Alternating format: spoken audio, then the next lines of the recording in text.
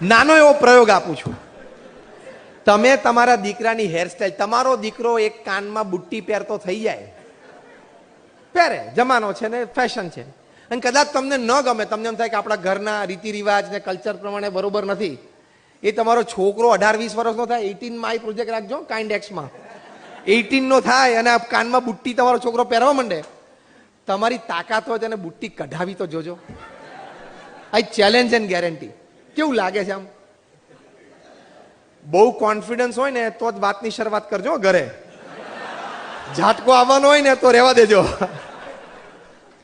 કારણ કે તમે કહો બેટા બુટ્ટી એક કાનમાં આપણને શોભે નહીં ઘરના, dad you mind your own business જેવું બોલી જાય તો કાર્યક્રમ પૂરો કાયમ માટેનો.